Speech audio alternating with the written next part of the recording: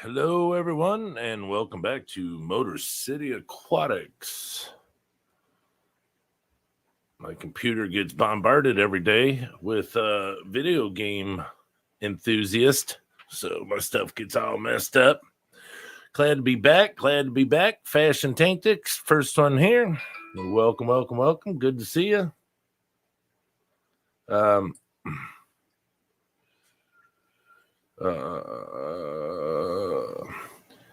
We missed last week. Me and Luke went to Pennsylvania, and we didn't get back till 8:30 Saturday night. So having to come in and put my put the luggage away and all that crap. It just hold on. It just caught, it was just too much. So that's why I posted that we weren't going to be on, but we'd be on this week.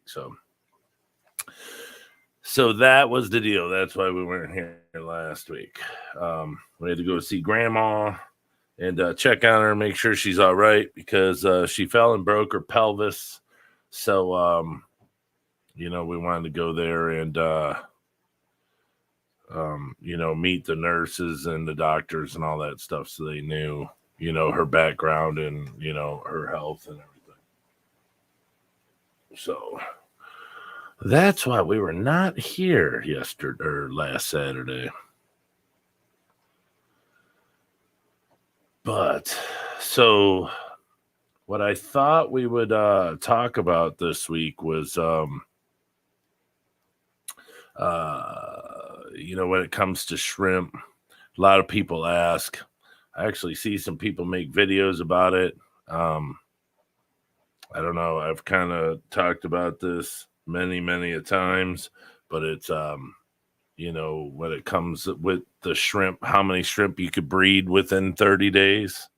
And, there's many answers to that. Some are, I guess all can be true and all can be wrong, if you really want to break it down, because there's no answer to how many shrimp I can breed in 30 days. I mean, because there's so many variables as to how you could have a ton, how you could have none, how they could die, or just nothing happens. They just exist. So when it comes to it, it's more or less up to them. I mean, you can sit and have, a perfect tank, perfect water parameter, but see, nothing's perfect. It all comes down to, what they like, when they become comfortable. If you have what it takes for them to become comfortable, you might have got shrimp from that grew up in a whole different water parameters than you're putting them in. And it could take them 6 months to do anything. It could take them, forever to do anything, until they feel comfortable. If there's, because I've come to the conclusion that shrimp are kind of like plecos. If you have, and they're kind of like snails too, if you have enough food for them that they feel that they can sustain a colony, then they'll mass produce. If they feel that there's, not enough, or there's something wrong with their habitat, then they won't. They might only breed one time and not breed again for 6, 7, 8 months, because there's not enough food, or they're whatever. I don't know, too many water changes, not enough water changes, tanks too dirty. It could, the swings, the water swings, parameters, temperature, it just, it just depends. They can live in, such a huge swing of parameters. I don't know how low they can go, but I mean, so much as to where you can put neocaridina in with caridina shrimp. That's RO remineralized. Caridina shrimp don't do as well going into tap water. There's some that do, but if you put caridina, I don't know. It's a long. You can have a conversation, of yays and nays on it, but if you have caridina shrimp and a caridina water parameters, and then you put neocaridinas in there, some people think that caridinas will outpopulate them. They'll have more babies than the neocaridina because it's their water parameters. But I've had it opposite to where my neos had more babies than the caridinas did, and they literally just dominated them. I don't think that there's such a huge issue if you put neos in caridina per se, then go the other way around. Fish Fam Link, what's going on? Thanks for stopping by. Good to see you. But yeah, when it comes to it, there really is no answer on how many you can get in 30 days. Now, if you keep them in a 10-gallon tank and you're trying to breed them, and they'll get to a certain point, like I say, like snails, like plecos, they'll really eat, deplete everything that's in there, and they're not going to want to have more babies because nothing will feed them. So what I've come to learn, and actually what I'm doing right now, is the larger the tank, it's like unstoppable. I'm having so many now with neocaridina. I'm having so many babies. I don't know where they come from. I don't know what's going on. And the funny thing is I do not feed. I do not spot feed for shrimp in this tank. It's my pleco tank. But I do not spot feed. Well, here's why. I feed the plecos the French cut green beans. That's about it. Nothing else. I don't feed them anything else but French cut green beans. Sometimes some bloodworms. I'll throw some bloodworms in there and stuff. They can't stand. They hate the pleco wafers. I mean, I don't know what it is with those things, but I can't pay a pleco to eat those things. They'll get on it, and the next day, if I put 3 of them in the tank, there's like 50 plecos. There'll still be 3 left. They can't stand them, so I feed the green beans. Well, who loves green beans? The shrimp love green beans, so I put lettuce in there. That we get for making sandwiches. I put lettuce in there, and I mean, it's just you don't have to spot feed.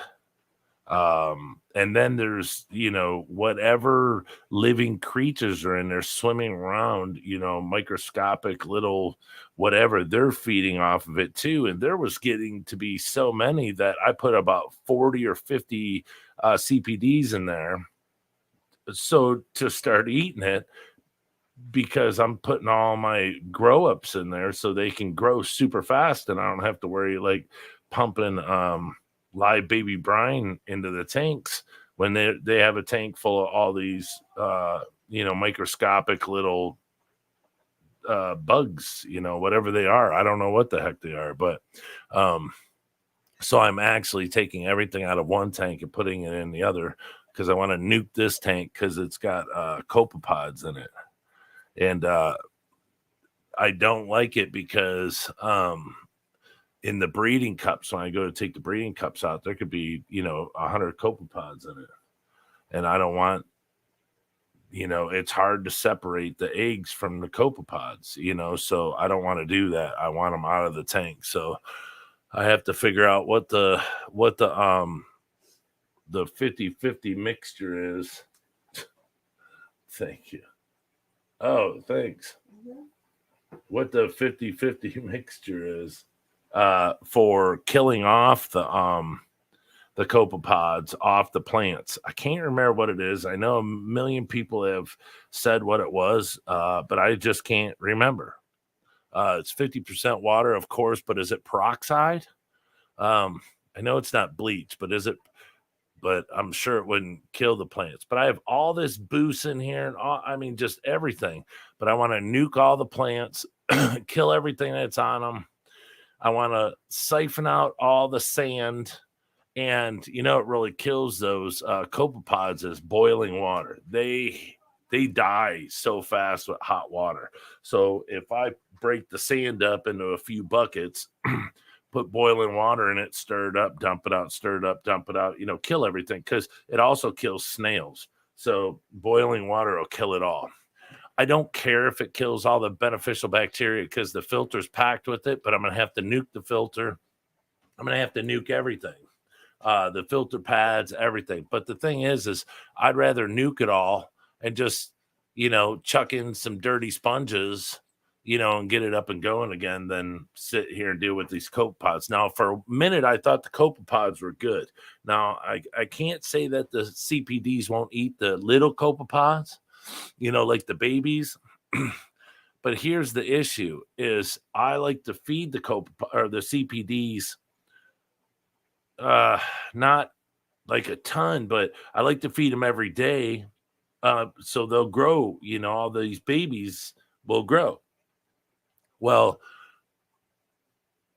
but I also like to feed the live baby brine shrimp because it gets the females to continue to reproduce constantly. I mean, they stay real chubby. I could get 100, 150 eggs a day, no problem. But when I go to pull the breeding cups out and there's 100, 200, sometimes 300 easy of these in there, that lets me know that no one's eating them because they're getting way too big. They have a chance to get so big, nothing's eating them. So I just have to nuke the whole tank. So I'm pulling all the shrimp out. 90% of the shrimp are over there. I got about 40 long fin super red bristlenose plecos in here. So if people want the plecos, you guys got to get a hold of me while the weather's still good. While it's not too bad, I got really high-end plecos, the long fins. But right now, all I do is I just put them in tanks and let them clean the crap out of them. I have some in my grow out tank for CPDs. I keep them all up in that tank now, and I keep the CPDs in there now, and I have to get the rest of the adults out of here. They're very hard to catch, very, very hard to catch. But now I have to get the plants out, and I have to nuke them. And once I nuke them, then I'm going to put them all into that tank. And then, just suck the sand out, do everything, and nuke the filter, and just kill everything in it. And then just start all over again. And then slowly, pull some adults out of there and bring them over here to start breeding the CPDs again. Or, I could move the plecos over here because there's so many babies over there. I can move the parents. But the only way you move is if you want to move the parents when the eggs are still in little sacks. You don't want to move them when they hatch yet. Or for one, they're not, they're sensitive. But if your tanks are all the same warmth and everything, fine. But if your tanks aren't, like if I nuke this tank and put it back together real quick, it's not going to have all the built up bacterias and the algae and everything. It'll still have it on the glass and stuff, but it's not going to be as good as the other tank. The other tank, but when there's so many plecos, it decimates a lot of it. It really breaks it down. They really eat it quick. It really, it disappears. So, for one, water changes are good, but you don't want to filter filter the water, getting everything out of there. You want things to grow algae. You want it. You want the wood. I have a lot of wood over there. You want the wood to get all the biofilms on it and stuff to feed everybody. And then again, you're feeding the shrimp. You're feeding the plecos. Excuse me. It's feeding all the little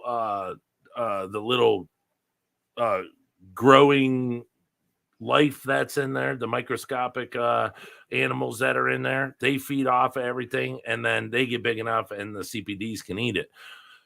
But yeah, I thought that they would have ate the copepods over here. No. Now, so what I do is I would catch them and I put them in the saltwater tank. And what I thought they were eating them, they don't even like them because they're so large. But here's the thing is I grow saltwater copepods over here, and they'll eat the crap out of them, but they don't like the freshwater copepods. It's really weird. I thought that I was going to be killing two birds with one stone. I was like, wow, I came onto something here. And they live. It's not like you dump them in there and they die immediately. I mean, they live quite a long time. I mean, I looked 30 minutes after, and I could still see them shooting around in there and everything. So they don't die immediately. They're like cockroaches. They can really deal with a lot. But like the dragonette and stuff, they're not eating them. So I'm like, I don't know why I put it in there. Show you have a good time by hitting.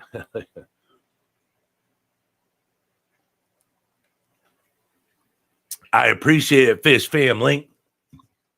I have to build my time up again, because before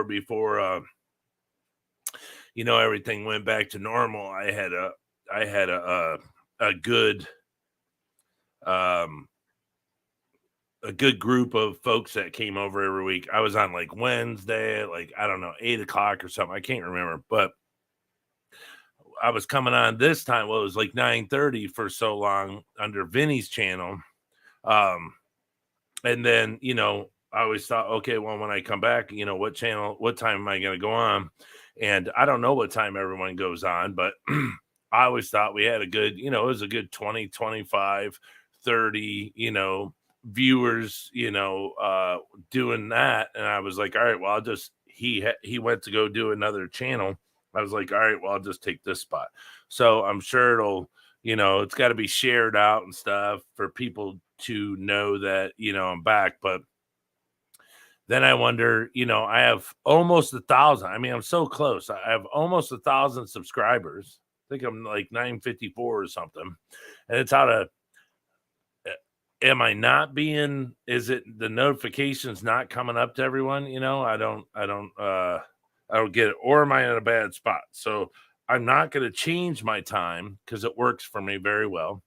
I could talk till I'm blue in the face to no one. And then you could watch replays, which is super cool. So I don't have an issue with it. I really like this time. And sooner or later, people show up. So, it is what it is. I'll build on it. But I'm glad to see that you're here.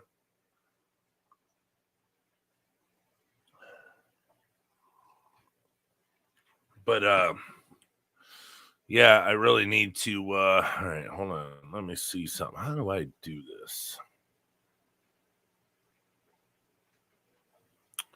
Oh yeah, hold on.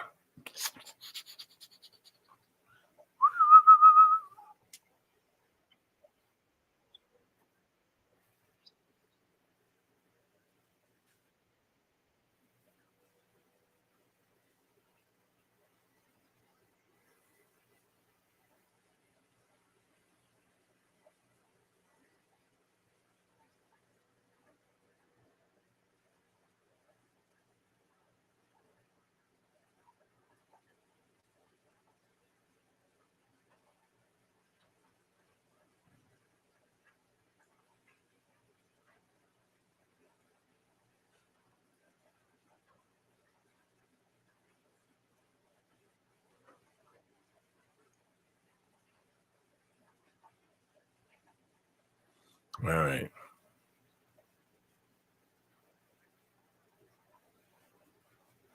All right, let me get out of there. There we go. That's a little better. Let me turn this volume back up. I didn't mean to squelch you out if I did. But yeah, so I'm just trying to come back. I didn't go anywhere, so everyone sees. I mean, I have incredible shrimp. I have shrimp. I have shrimp that I actually, I don't know how to explain this. They're a coal. They're a throw of a shrimp. So a lot of high end shrimp, caridina shrimp. I'm talking about. You might have these like purple metallics. Okay, then you ask yourself, well, what is a purple metallic? What is a purple metallic? Well, it's a purple metallic shrimp. Well, okay, well, that doesn't tell me much. Where's a purple metallic shrimp come from? Well, if you don't know and you're not the one who did it, then you don't know where it came from. And over time, they'll start to throw shrimp of ones that that they came from, or they used this type, and this type, and or bred this type and this type together for a while, and they got this, and then they used the second generation back to the parents and they got this, and then they bred something else with that, and to get these mutations and stuff. Fish Tropica, what's up? Hold on. I think it's everything's the same.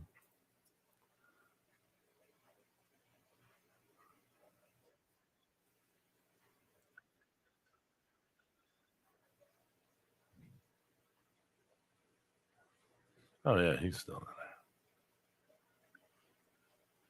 So it all comes down to that. Anyway, so one of my shrimps threw off a red shrimp, and some of them are nice. And I was like, well, I really don't want to take time breeding these, over and over the generations to get the super nice ones. So more or less, I I packaged them all up, took it to him, and I said, "Here, put them in," because he opened, put together like it's like a 4 foot. I think it's a 4 foot by 3 foot. No, is it a 4 by 4, 4 by 4 tank, and it's 8 inches tall? Maybe it was like a saltwater tank or something, right? Well, he took it home and he made it into a freshwater, for shrimp. So, anyways, I kept the only one I kept was a female, and then there was another one in there. And I told him, I said, look, if you transfer females, there's a good chance that they'll molt and they'll throw all the babies. I'm not, I don't want to kill, 30 plus babies on this female. So she's going to stay. And once she has the babies, then I'll give her to you and just give you all the babies and stuff. Well, then I came back and I was moving stuff around in the tank and noticed there's like two more, just shrimp males, I would guess, maybe. But then, so she had the babies, and then all of a sudden, she was pregnant again. It seemed like days later, after I saw the babies, she was buried up again. I was like, oh my gosh, that was quick. So then it happened again. It happened again. They've probably had, I don't know, 7 batches since then. But the tank's packed. Now, here's the thing. Now we're back to doing what I didn't want to do, but I wanted to do it. I just, these have really good colorings, but they have this 3 stripes on the tail. When I call them, they're like my Adidas shrimp. They look like Adidas shoes, with the 3 stripes. Well, they have the 3 stripes on the tail, and they're starting to get like the Nanashi markings, the white mask, the part on the head. I was like, oh my gosh, was it Nanashis that they used to breed this? So now that these are all grown, they're having so many babies and stuff, I'm actually starting to get these high-end ones. So of course, like the other tanks, a lot of them, I'm pulling out the ones that are kind of blah, but I'm to a point now to where it's just like, okay, well, the only ones that I want to pull out now are more or less like, And I hate to say it, but a female that really has no markings, you want to get her out because she's passing her no marking genes on. Even though if you have a high-end male get her buried up, you're not going to have all high-end shrimp because she has very low, genetic genes to to go along with the male's high-end genes. So you're going to get some high-end, but you're going to get mostly middle and lower end shrimp, the design of them. But for you to build a colony, you have to keep all your females, no matter what. You need all the females and males breeding. Then once you start getting more, you start pulling out the non, if they're galaxy males, then they don't have all the galaxy spots on them, and they don't have the the fishbone design. You got to get all that out of there, because if you pull the females out, now you have to wait for a female to get old enough for them to breed with. Well, if you keep the elder females and you just keep pulling out the crappy males, you'll start to have better, as you build up. So it's kind of how do I want to call that? It's I don't know.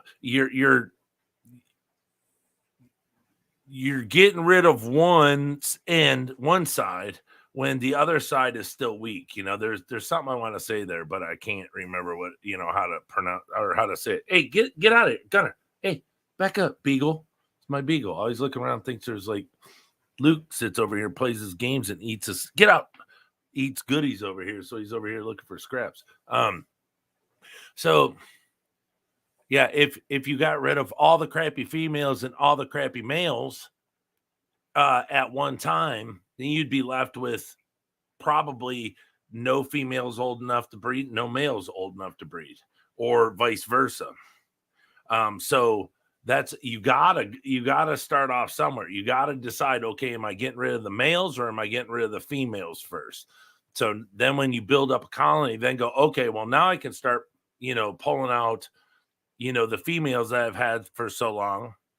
And I've been breeding higher end males with these lower end females. So now I can pull those out and wait, because if you got, 50, 60 shrimp now you just wait for those feet, by the time you're getting rid of the mother, they're getting to an age now to where they should be getting ready to get buried soon. So more or less, you pull at that point in time, if you got 50, 60 shrimp, pull out a good, 15%, even 20%, of the lowest of the low. If you can go, yeah, I don't, and then look at another one and go, it's promising, because a lot with designs when it comes to boas and a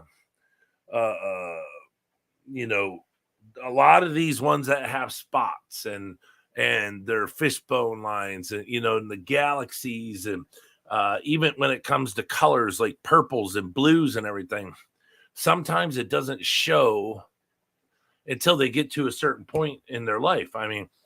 As a baby, some you can see incredible, but they might not start showing markings till 6 months into to where they're a subadult, to almost an adult, to where they're like, wow, when you were little, you had nothing. So if you go get rid of things too soon, so it's always best to kind of wait until a subadult, because for one, they can't breed anyways until a certain age. Now, neocaridina can breed, they're pretty quick. They're like mice, but caridina take a little longer.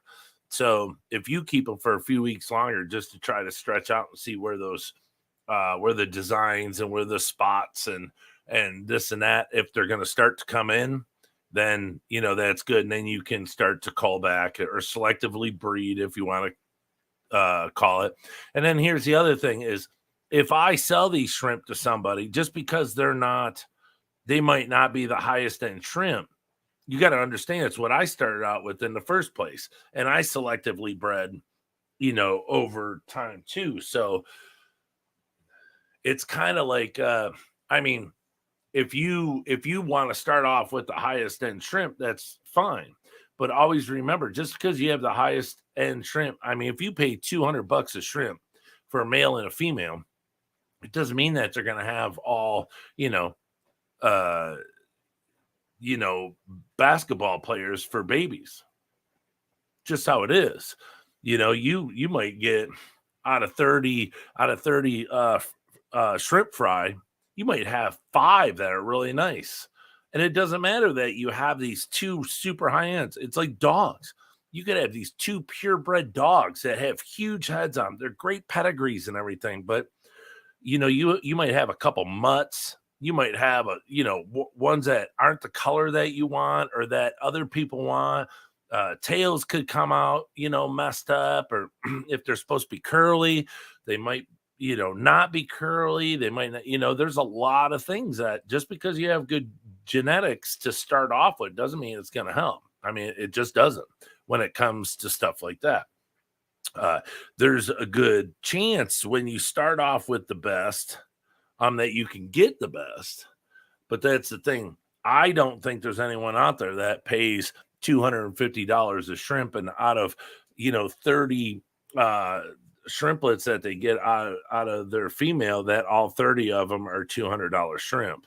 Now you can sell them as, hey, they're the pedigree of these shrimp that I got from Joe Blow, and he bought them from Timbuktu. You can follow where they're from, and I don't know if you'd really call it a bloodline, but it would be a shrimp line, and where they came from.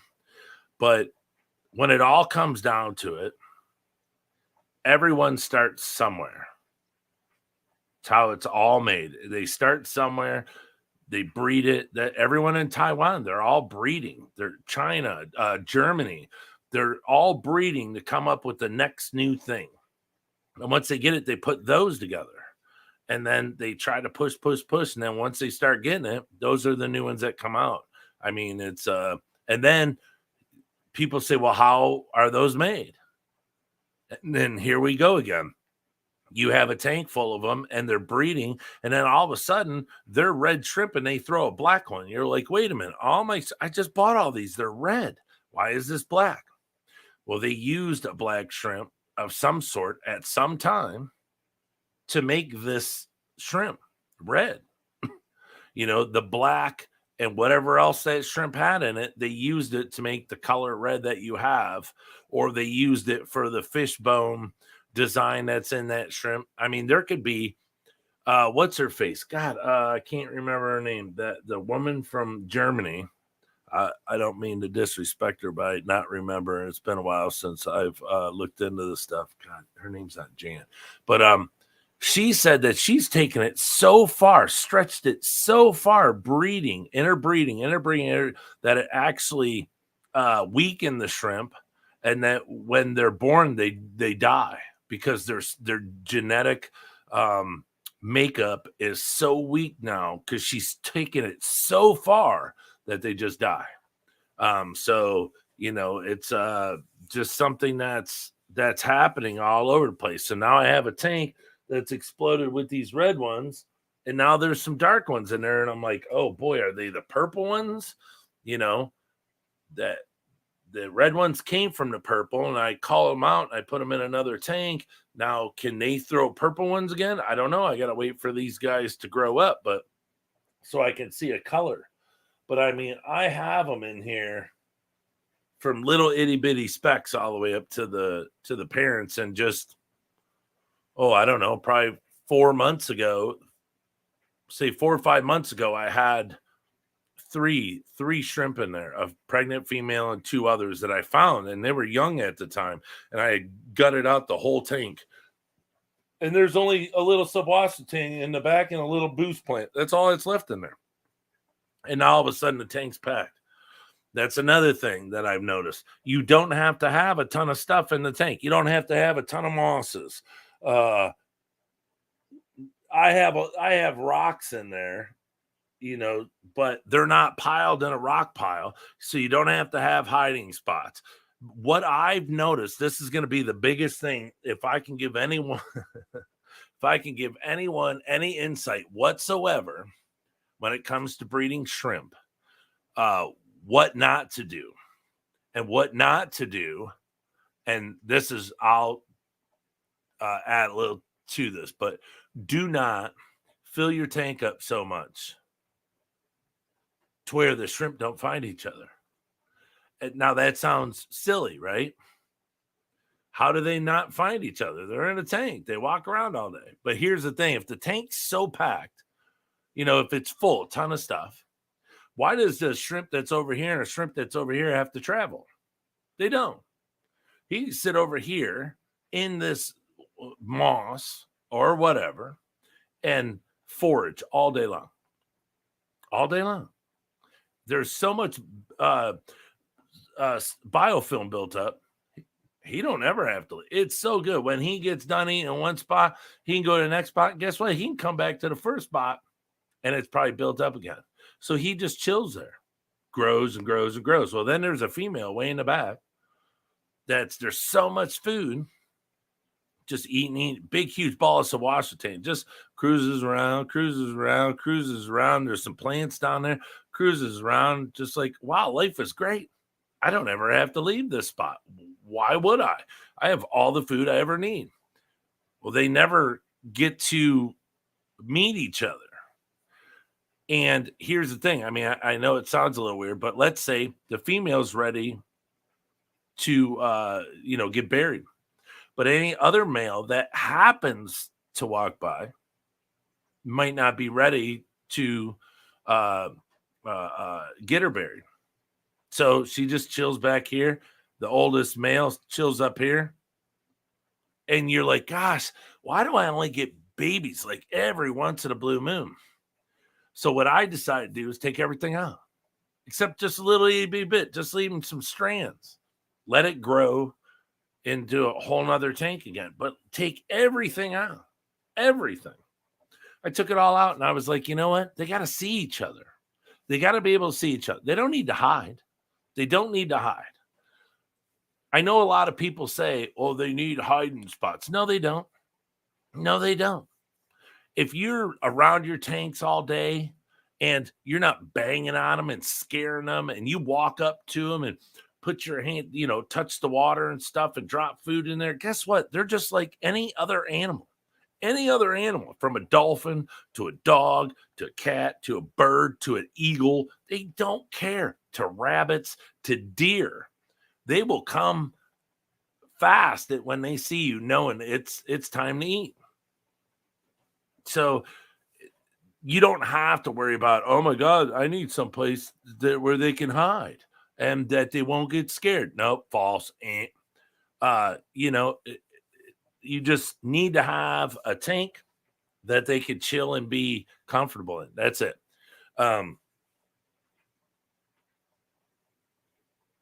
Due to the fact, that's what I'm saying. It's so now they can find each other better. And here was the thing that I always wondered. Now, I don't know if they did it. In my opinion, they did it because it's easier to clean the tanks. But I've never heard anyone give this reason. Never heard anyone have this insight into why you keep the tanks empty. You can have substrate in them. You can have a rock in them, something little cute that you want, and a little itty bitty piece of moss. I mean, you don't even have to have it, but I just like it in there. I like to look at it. But I see all these people that have these super high-end shrimp. They could have 300 tanks, or let's say 200 tanks, and there's no substrate in it, but they have the filters. No substrate in them whatsoever. But they say it's just so they can clean the tank better. But nobody that I've ever heard, and I haven't listened to them all, have said it's better to have a tank with almost nothing in it, not meaning substrate, but plants and this and that and rocks and wood and everything, because it's harder for them to find each other to get the females pregnant or buried.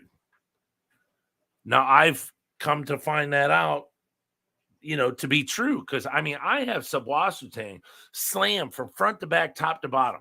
I can't even see the shrimp. Can't even see them.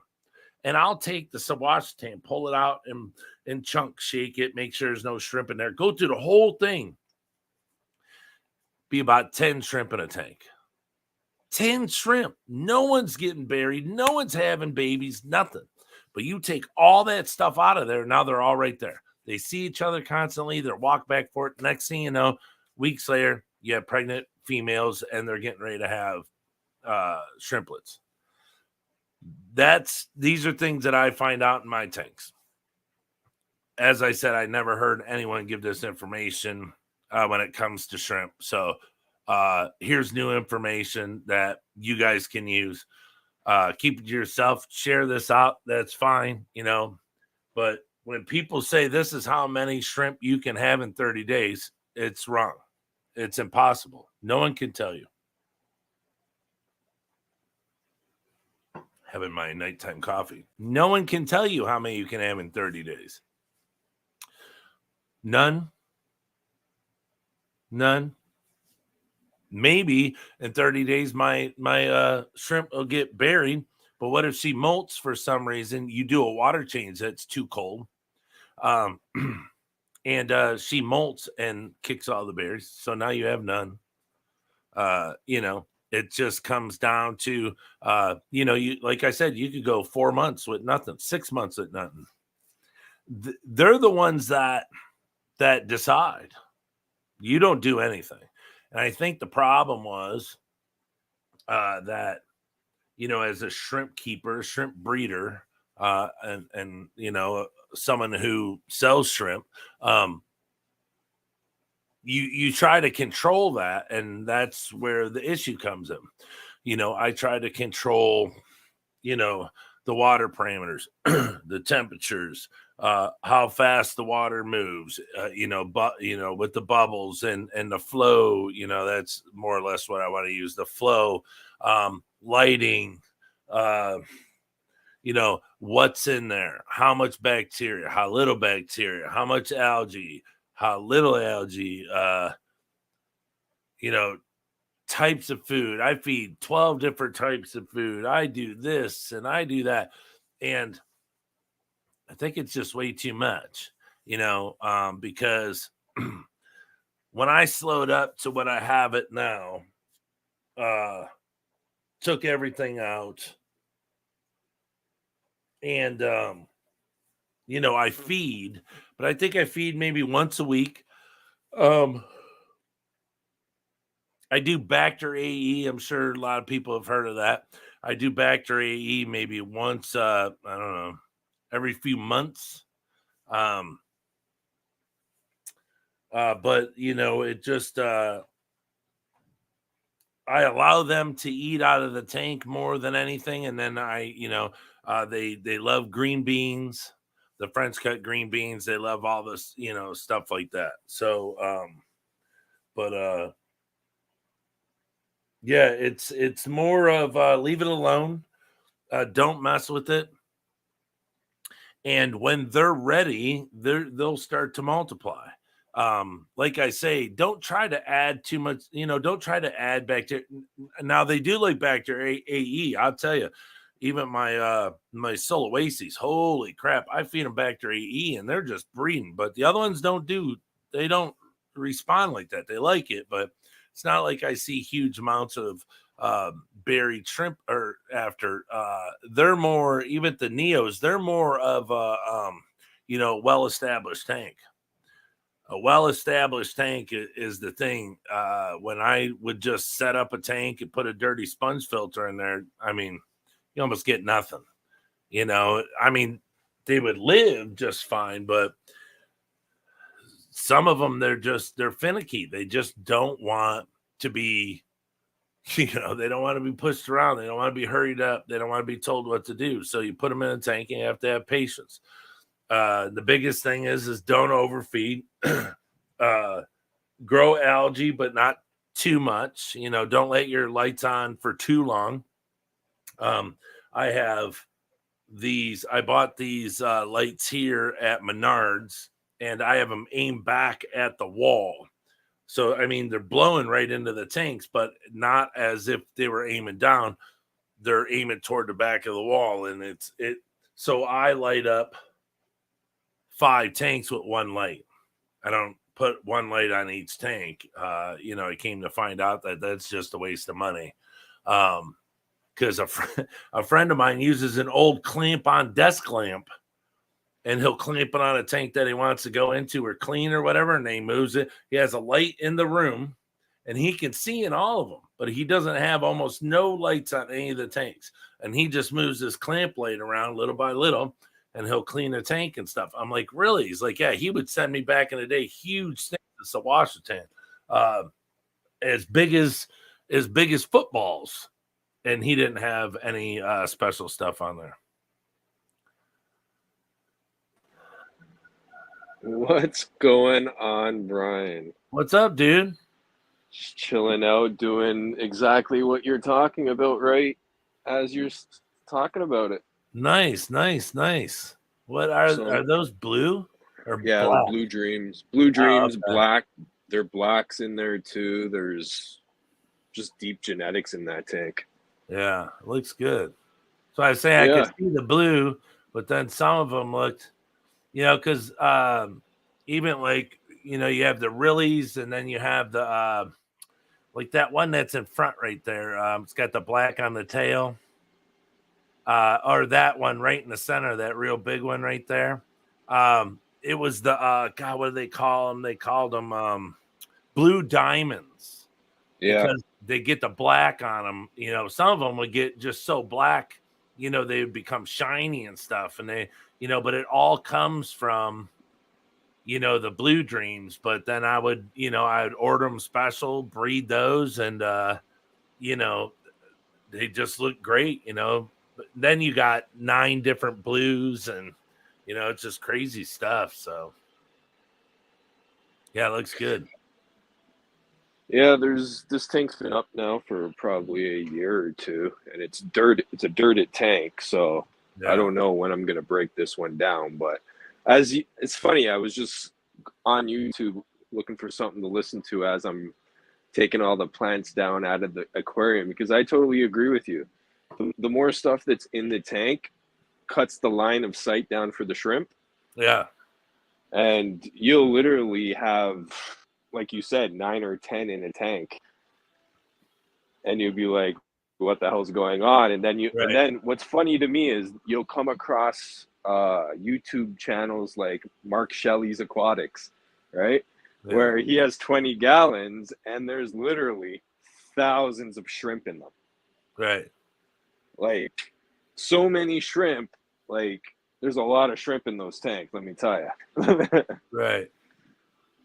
So, you just kind of go with people that are breeding the mass scales like that, right? Because I'm in Toronto, and like in the next month, I'm going to be like resetting pretty much all of my tanks that I've been experimenting with for like the last 5 years, just to start producing more shrimp, right?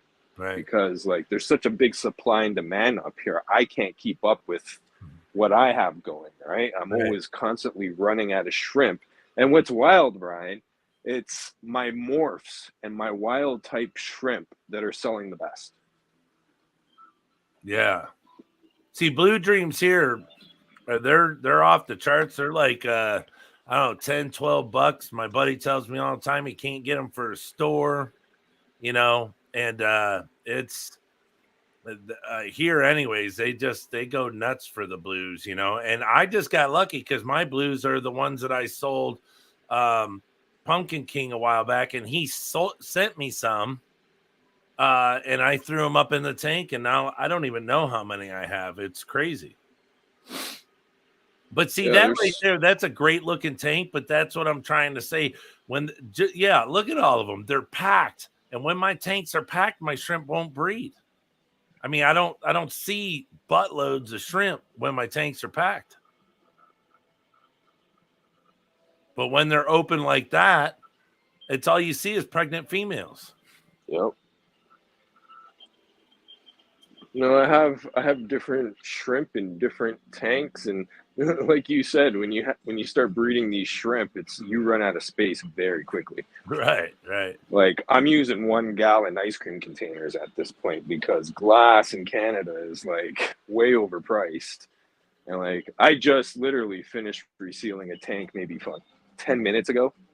Yeah, I don't know how good of a job I done because I haven't resealed a fish tank in 8 years. right. I've never done it. I've seen it done. I've seen them all work too, but I've never Eh, done it. I did a good job. I didn't tape it down or anything. I just, prepped it, went over with a razor blade a few times, rubbing alcohol. The lines could be better, but whatever. It's just Yeah, what? holding fish. Yeah, yeah. Once you put some substrate in it, some plants, you'll never even see it.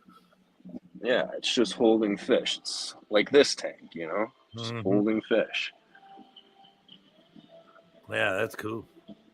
Yeah, I What got are a bunch the of handlers? different endlers in here, different colors, different genes. I I like the. got bush, What are those plants? I like the. I can't remember what is that. some green crypt. Oh, okay. Yeah, I never knew the name of it. I have some, but not like that. I have like one little plant of it. He's probably sitting on eggs. I have a longfin green what are they? Longfin green bushy nose in there. Green dragons.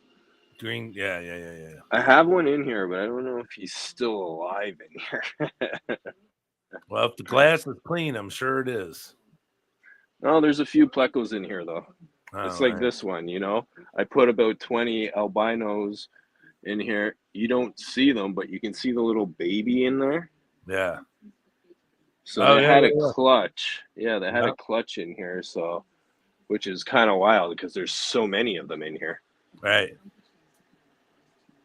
It's just Uh, more females and stuff that I sell, right? Like I right. don't do anything that I can't sell anymore. What I've noticed with my with the long fins that I have is I would try to put them in tanks without the parents. Like right when they were born, I would put them in another tank without the parents, and out of let's say 30 of them, I get like 4 that lived. And what I came to the conclusion was, and I could be wrong, but I at least with these shrimp, I think it's right, is they need the parents or other older plecos to show them what to eat. Mm.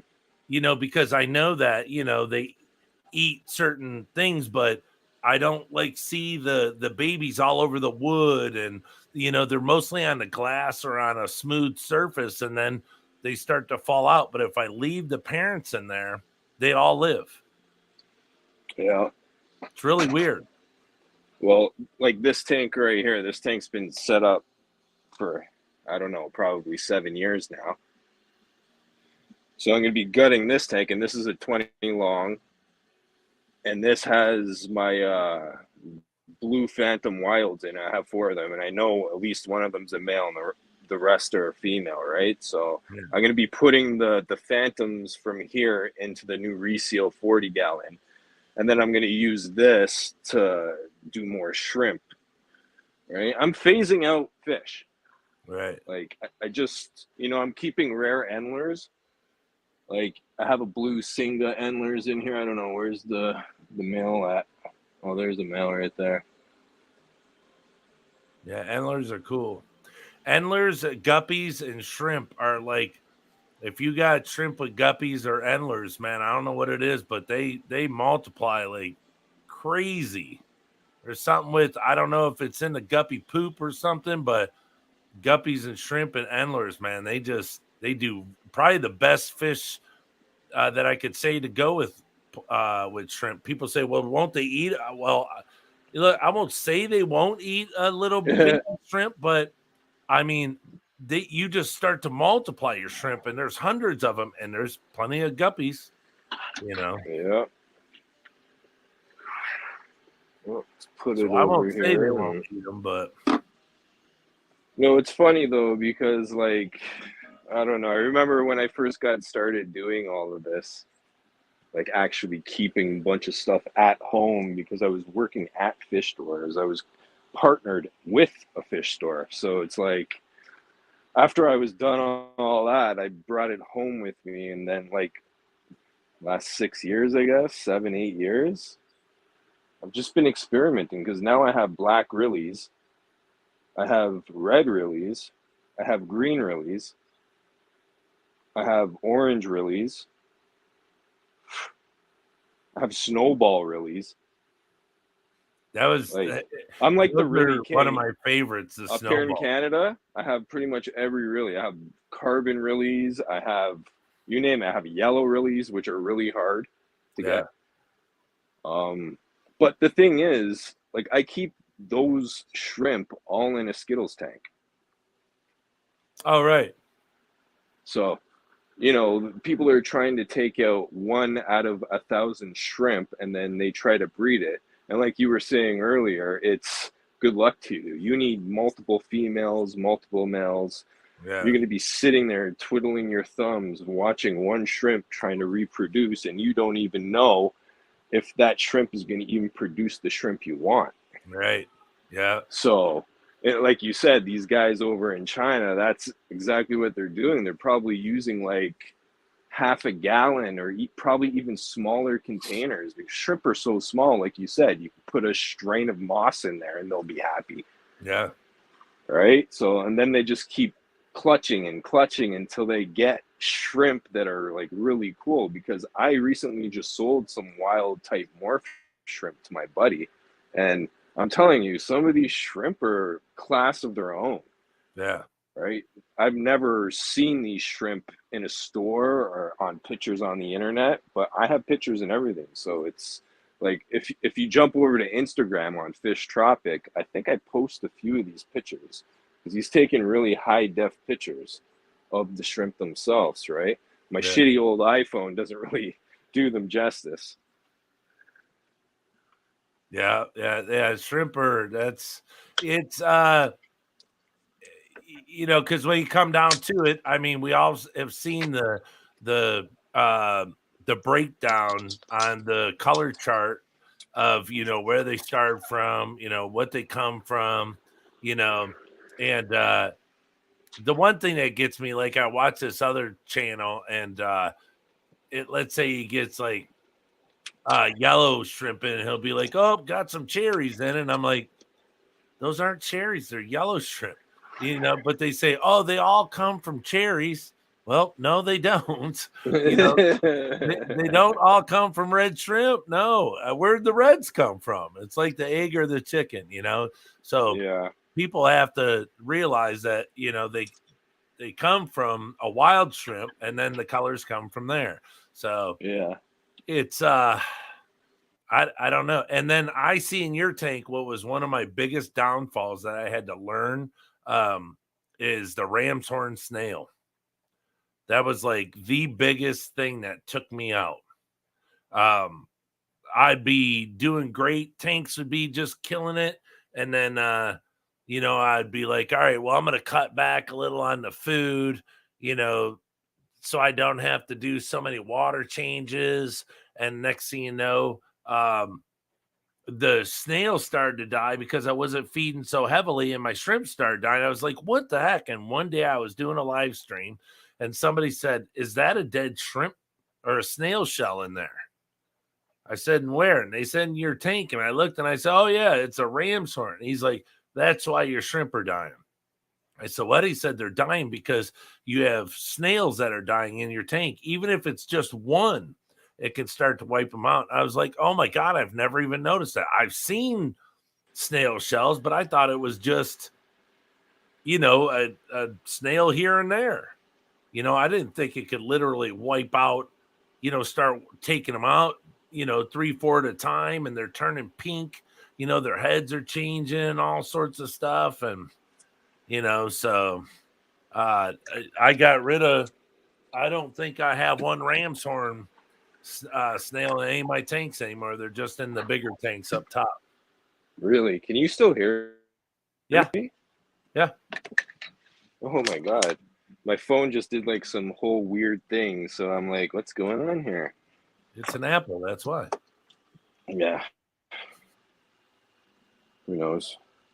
A Yeah, little charging. I used to be an apple baby, but I got off of that one years ago. But they are great phones. So yeah, I found it funny that you're talking about shrimp in space, and I am literally going through my tank trying to take all the plants and everything out, right? Yeah, it just seemed it just seems so weird because it's like no matter how many things I try, it's I don't want to come on here and go, "Hey, I found something," and somebody's already said it or they talked about it. I'm kind of too late. So this one I was like, wait a minute, how come there's so much in here, and I'm like, where are all the shrimp? I'll put the food up front, and like one shrimp would come up there, and I'm like, the shrimp can't even smell it through all this freaking jungle that's in there. Yeah. So literally, I was taking just huge bags of Sawasatang up to the store, even the salt water or saltfish store I go to now. I was taking him a ton just here free, just take it, get it out of my tanks. And now they're all doing good. They're all breeding really good. It's everything's changing. Good. So it's all becoming better. But yeah, I never thought about it. I thought Nope. the more stuff that was in there, the better it would be. It would just feed more. Well, not so much. No, I look at people that do it on larger scales, right? Yeah. So like I said, Mark Shelley would be one of those people. Mark Shrimp Tanks would be one of those people, right? Everyone has their own little corner and niche when it comes to shrimp. You know what I mean? Yeah. And anybody that can keep them alive is doing something right. It Right. just may not be right for you. Right. Yeah. Well, that's another thing. You Like I know? try to tell people is, where you live, how high you live, how low you live, the pressure of, the air where you live, I mean, a lot of things play a part, so Yeah. if somebody in one country or one state is doing something and you can't get it done, it could be, just, you know, those things, that you have to take into consideration that they might not you know, do so well where you live because of that. So, I Well, mean, yeah. And like like even when you're selling shrimp, I don't know if you sell to local people or unless you're just bringing your shrimp straight into the fish store and getting credit, right? mhm. But I know I locally sell my shrimp to everyone. And you know what the first question they ask me is? Well, Do you keep a heater in your fish tank? oh, really? It's the first thing most people ask me every time, and I just go to them. I'm like, there's no heaters in my fish tanks unless I have like a tropical fish, Right, or I'm heating the tank for growth. right. Right? Other than Yeah, I that, don't. your house temperature is good enough for shrimp because I've had shrimp down to like 62 degrees.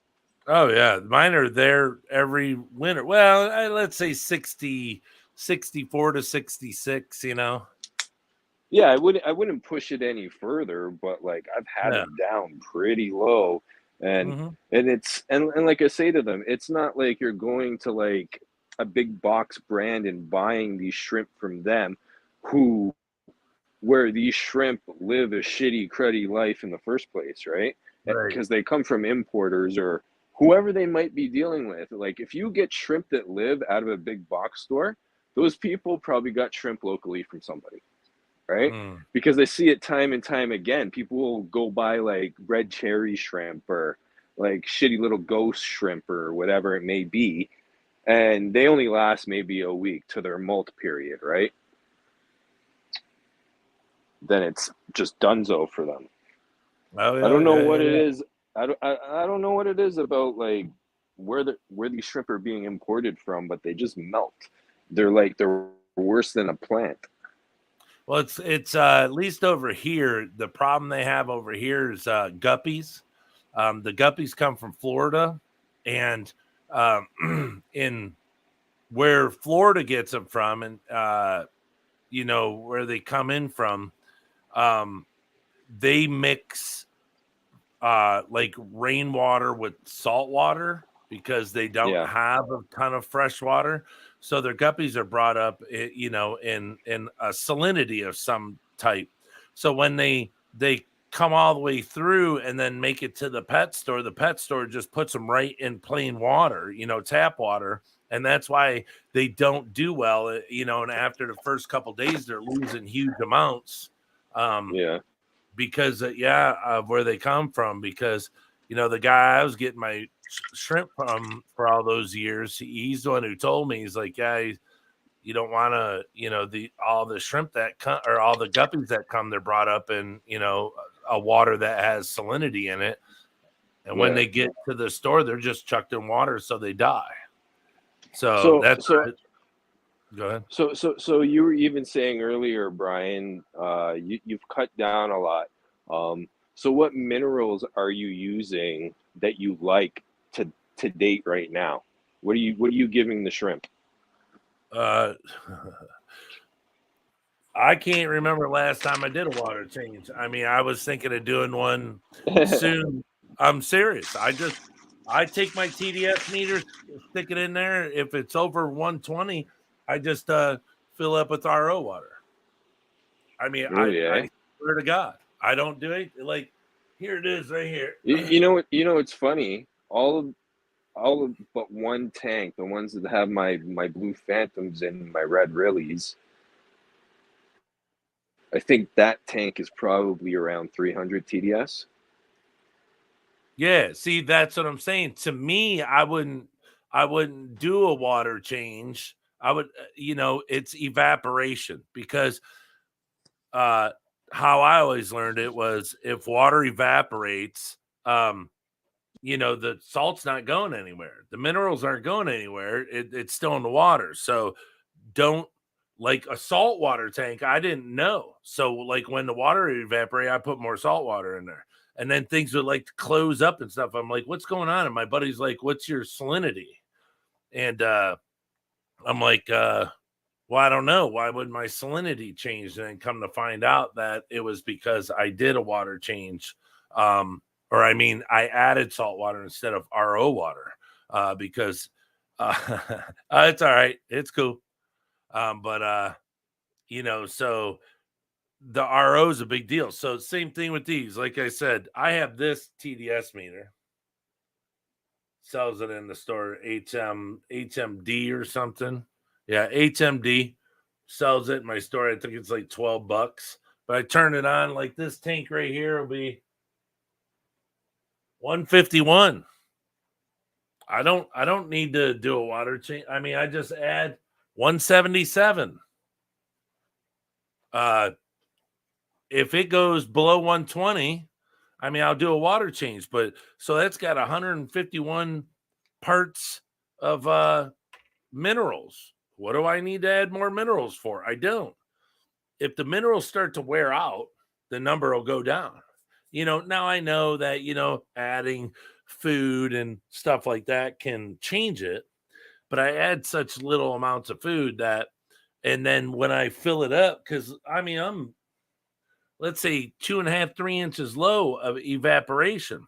So if I put 3 inches of pure water in there, it's diluting really anything that could be bad in there from feeding, once a week. So it's 4 times a month. I feed the littlest amount, or I put a little piece of green bean in there. That's it. So, but if I do the remineralization, if you're asking me, I still have, Robbie. I still have Robbie's GH Plus remineralizer from Blue Crown Aquatics. So if anyone needs the remineralizer or the nutrifying bacteria, it's all the same. Robbie's got it. at Blue Crown Aquatics. Just contact him and tell him we sent you, and he'll take care of you. But if I remineralize, that's what I use. That's why it's sitting right here. So the nutrifying bacteria, they say, you could put it in, every once in a while to help build bacteria. Well, that's the thing.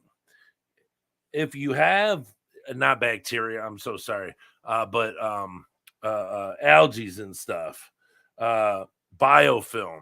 That's what I mean. Because it's a nutrifying bacteria, so it helps break down poops and all this and that. That's what it's supposed to do. But after a while, once it's up and running, it's kind of more, in my opinion, for a new tank syndrome to get all that stuff going and get it running and doing this. But then once it's up and running, once you have a tank doing it by itself, then you don't need to add anything to it anymore. And here's the other thing. Don't do water changes that are too big, because if you do water changes that are too big, you're going to crash the cycle. And here's the thing. Here's how I can explain this. If you have a fish tank and it's got a bio load, of whatever, let's say you have one fish in there and, the water in it is cycled. Everything's cycled. Everything's good. You have the bacterias and the substrates and everything's, it's been going for a long time. Well, if you go and do a water change on it, think of it as like a gas tank. Yeah, think of it like a gas tank. If you take a quarter tank out of a full tank of gas, if you have a car and you fill it all the way up to the top, fill it up with gas, but you siphon out a quarter tank of that gas and you put water in it, you think the car will still start? Good possibility.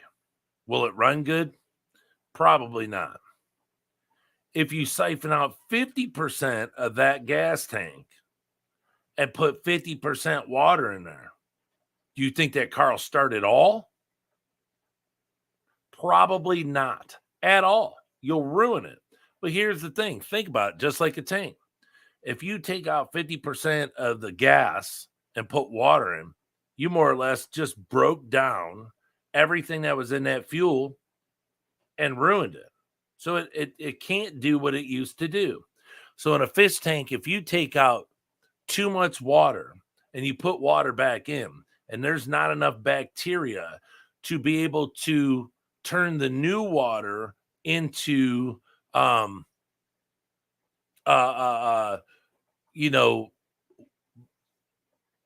good water, meaning that it's cycled. That's what I mean, cycled water. So if that 50% that you left in there gets 50% new water and it can't cycle that new water fast enough to make it safe for the creatures that are living in that tank, that's when things could start to die.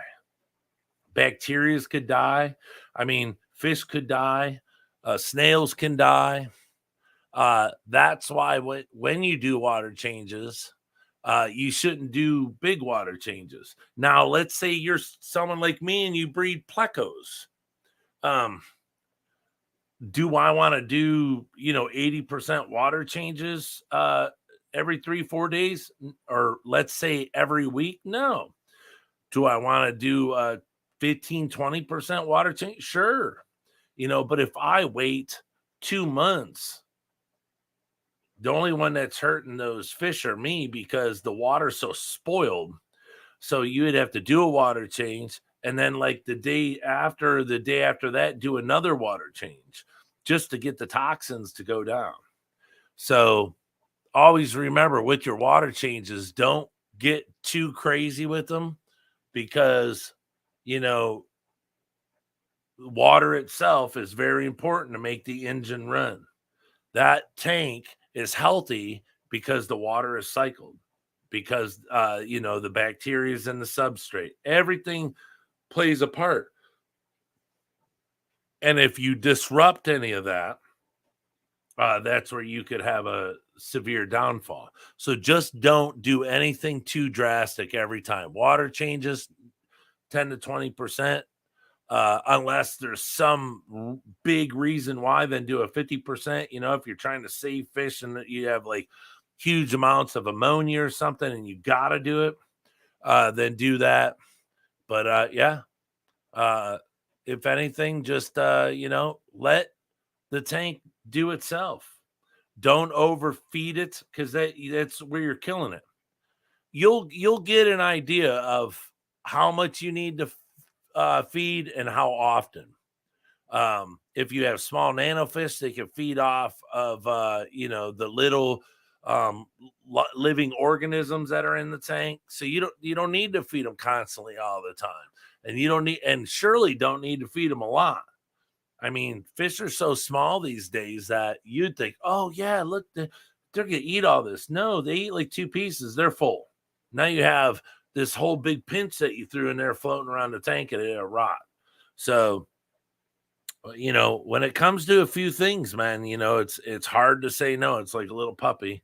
Just always want to pet it, and hug it, and feed it, and sometimes just leaving it lie there and not messing with it's the best way to go. But all right, everyone. Thank you so much for showing up. I really appreciate it. I had a great time. Thanks for coming up, Fish Tropic. You're always welcome, and you're always a great person for a conversation. Craig's Catfish Cave. Sorry I didn't say hello. Hello, that's C Catahoos.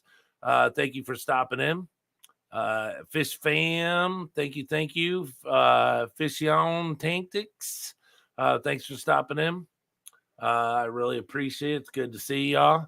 So if we don't have any more vacations, like I said, we go to see my mother because she has dementia and she fell and broke her not her hip, her pelvis. So we had to go. I wanted to go see her and check on her and stuff like that. So, but I don't see anything in the near future. So we'll be here every Saturday, 9:00 p.m. Eastern time. Please share it out. Please tell your friends. We're almost to 1,000. That'd be a great gift before Christmas if we could get there. So if we can get any help, getting people over here, and that'd be really appreciated. And when I hit 1,000 subscribers, Luke wanted me to do it. We're going to give away plecos, longfin, super red, bristlenose plecos bred by us, and maybe some CPDs too. So, there's a big thing on this. So, I don't know how many or how little, but it's going to be real cool because,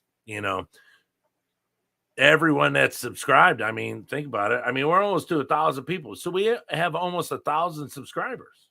I mean, really? That's super cool. So yeah, we're going to have the giveaway of the plecos, CPDs. Who knows? Maybe some shrimps. Who knows?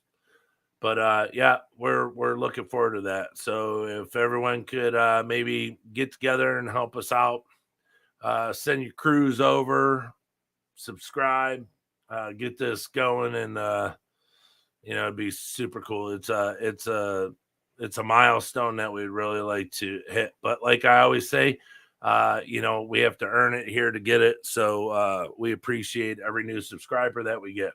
So thank you very much for coming. And I hope I earned your subscription today.